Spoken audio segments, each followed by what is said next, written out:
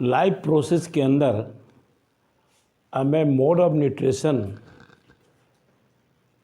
के अंदर हेटरोट्रॉपिक था उसके बारे में बताना चाहूँगा। मैं ओपी ओझा बायो क्लासेस। हेटरोट्रॉपिक के अंदर सेप्रोफिटिक, पारासिटिक और होलोजोइक न्यूट्रिशन आती है। अब हमको समझना होगा कि सेप्रोफिटिक क्या होती है। सेप्रोफिटिक का मतलब होता है those animals, those organism depend on dead and decaying substance, जो सड़े गले चीज़ों पर अपनी एनर्जी को टेकअप करता है, उसको हम लोग सेप्रोफिटिक ऑर्गेनिज्म के नाम से जानते हैं।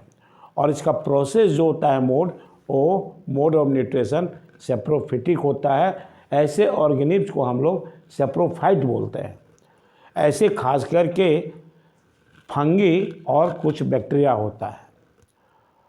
अब इसको हम लोग डिकम्पोजर भी बोलते हैं।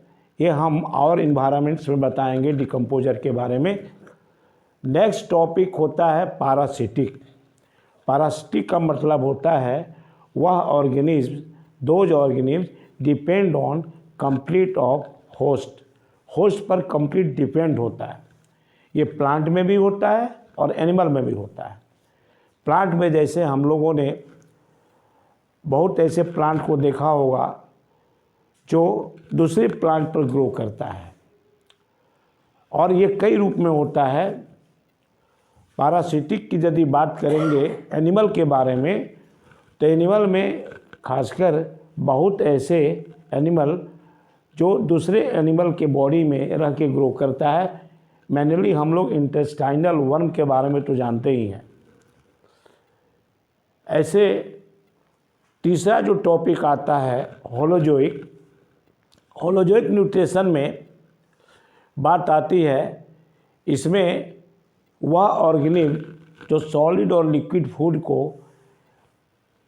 टेक करता है, प्राप्त करता है, लेकिन उस कम्प्लेक्स फूड को डाइजेशन करने के लिए उनके बॉडी में स्पेशल तरह का एंजाइम्स होता है जो उस कम्प्लेक्स फूड को सिंपल फूड में चेंज कर देता है।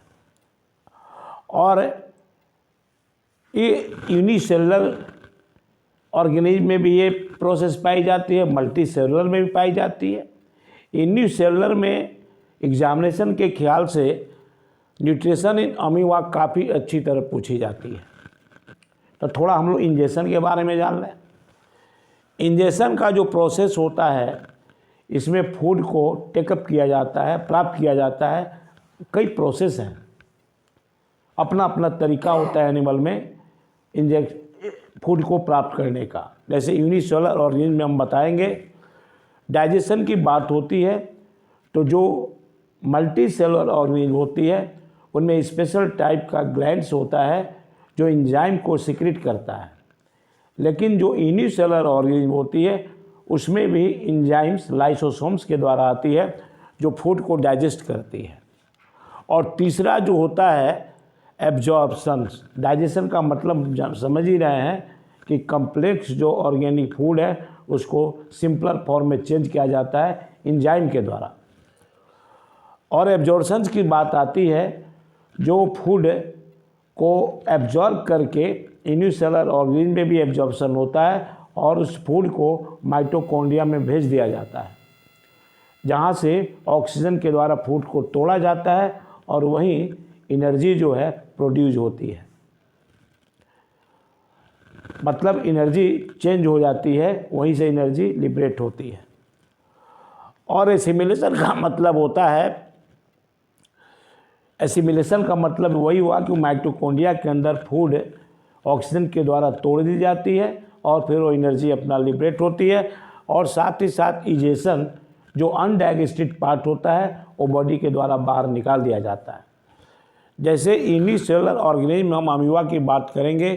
अमीबा वन सेल का ऑर्गेनिज्म होता है, फ्री लाइफ होता है, फ्रेश वाटर में पाया जाता है, लेकिन इसमें सूडोपोडिया होता है। सूडोपोडिया का मतलब होता है फॉल्स फिट। आवश्यकता के अनुसार वो फिट बना लेता है। अब मान लीजिए कोई फूड इसके इर्द गिर्द दिखाई पड़ता है तो सूडोपोडिया के द्वारा कवर करता है, घेर लेता है, जो इसको फूड कब कहते हैं, इसी के अंदर फूड कैप्चर किया जाता है और इस फूड को साइटोप्लाज्म के अंदर कवर कर लिया जाता है और ये मेम्ब्रेन मिल जाती है। यह फूड जो है एक मेम्ब्रेन के द्वारा घिर जाती है। इस मेम्ब्रेन का नाम होता है फूड वैक्यूल्स। बहुत लोग इसको फैगोसोम के भी नाम से जानते हैं। फूड वैक्यूल्स के अंदर यहाँ पर फूड का डाइजेशन जो है अब लाइसोसोम के द्वारा एंजाइम, देखो एरो का निशान दिया गया है, लाइसोसोम के द्वारा एंजाइम इस फूड पर आता है, इस ऑर्गेनिक फूड को फिर सिंप्लीफाई कर देता है, तोड़ देता है। तोड़ने के बाद अब तीसरे स्टेप में जो एब्जॉर्प्शंस की बात आती है, वो डाइजेस्टिव फूड बाहर की ओर निकलता है और फिर वो माइटोकॉन्ड्रिया की ओर चला जाता है जहाँ फूड का ऑक्सीडेशन होता है। ऑक्सीडेशन होने के बाद यह ऑर्गेनिज्म ग्रो करता है और ग्रो जो एसिमिलेशन में दिखाई पड़ती है और एसिमिलेशन में यह ग्रो कर जाता है, फूड एसिमिलेट हो जाता है और जो अनडाइजेस्टेड पार्ट होता है वह इजेशन प्रोसेस में उसको प्लाज्मा मेम्ब्रेन के द्वारा बाहर कर दिया जाता है। यह अमीबा में न्यूट्रिशन कंप्लीट हो जाता है।